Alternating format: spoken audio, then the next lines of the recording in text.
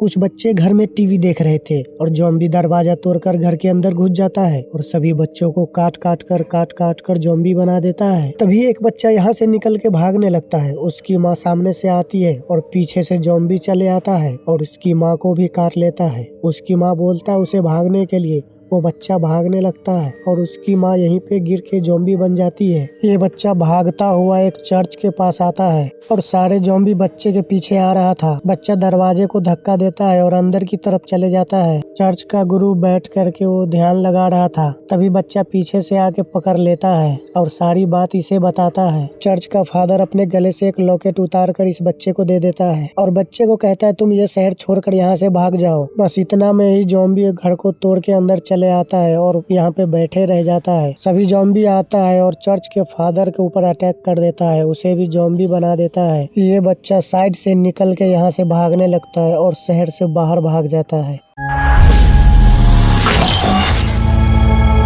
28 साल बीत चुके हैं। रेज वायरस अब एक डरावनी कहानी बन चुका है, लेकिन बाहर की दुनिया अब भी उजड़ी हुई है। कहानी शुरू होती है होली आइसलैंड की गांव से। यहाँ एक फैमिली रहता था जिसमें 3 लोग थे, जेमी, इसला और उसका बेटा स्पाइक। स्पाइक ने कभी असली दुनिया नहीं देखी। वो वायरस के बारे में सिर्फ किताबें और किस्सों में सुनता है, लेकिन जल्द ही उसकी जिंदगी बदलने वाली है। जेमी स्पाइक को अपने साथ जंगल लेकर के जाता है। उस जंगल में एक बड़ा सा ज़ॉम्बी दिखता है जो सिर्फ रेंग सकता है, दौड़ नहीं सकता। उसके बारे में बताता है। जेमी स्पाइक को कहता है तुम इसका शिकार करो और सीखो शिकार करना। ज़ॉम्बी केचुए को ऐसे खा रहा था जैसे चाउमीन खा रहा हो। स्पाइक तीर चलाता है और एक तीर जाके इसके गले पे लगता है और वो ज़ॉम्बी वहीं पे मर जाता है। तभी एक और ज़ॉम्बी इसके पीछे से आने लगता है, लेकिन इसके पिता का नजर उस पे पड़ जाता है। वो तीर इस पे चला देता है। फिर ये ज़ॉम्बी भी वहीं पे मर जाता है। धीरे धीरे बहुत सारे ज़ॉम्बी आने लगता है, लेकिन दोनों मिलकर सभी ज़ॉम्बी को एक एक करके मार देता है। तभी एक बच्चा ज़ॉम्बी इधर सामने नजर आता है। उसका बाप फिर तीर उठाता है मारने के लिए, लेकिन वो बच्चा रोक लेता है, उसे नहीं मारने देता है। ये बच्चा ज़ॉम्बी यहाँ से भाग जाता है। स्पाइक ने आज शिकार किया, इसी खुशी में पार्टी होता है। जेमी एक लड़की के साथ साइड में चले जाता है। उसका बेटा देख लेता है।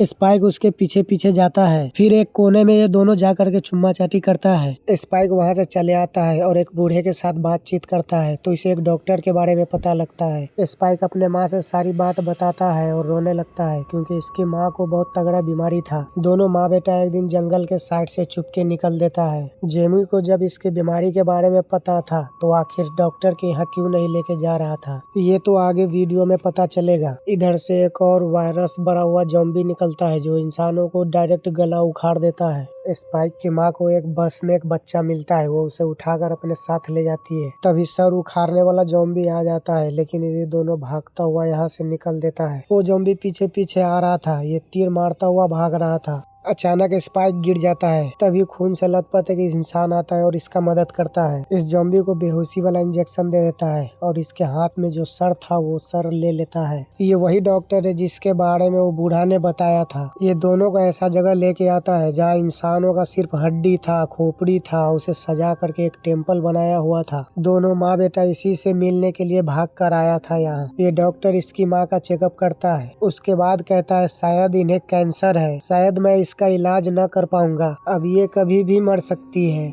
डॉक्टर कहता है ऐसे दर्द में जीने से अच्छा है मैं तुम्हें बेहोशी का इंजेक्शन लगा देता हूँ और तुम्हारा अंतिम संस्कार करवा देता हूँ। इसकी माँ तैयार हो जाती है और ऐसा ही करती है क्योंकि इसे हमेशा सर में और पूरे शरीर में दर्द रहता था। स्पाइक अपने माँ का अंतिम संस्कार कर देता है। स्पाइक अपने माँ की खोपड़ी को सबसे ऊपर वाले हिस्से पे रख देता है। पता नहीं ये फैसला इसके लिए सही था या गलत था, ये वीडियो में आगे पता लगेगा। स्पाइक उस बच्चे को अपने पहले वाले घर के पास छोड़ के चले जाता है और एक चिट्ठी भी छोड़ता है जिसमें लिखा हुआ होता है इस बच्चे का ख्याल रखना। इसका बाप दौड़ता हुआ उसे ढूंढने के लिए जाता है। स्पाइक इधर मछली पकड़ के खा रहा था, तभी पीछे से एक ज़ॉम्बी आने लगता है। स्पाइक उसके ऊपर तीर चला देता है, ज़ॉम्बी वहीं पे गिर जाता है। तभी ऊपर से एक आदमी उसका तारीफ करता है।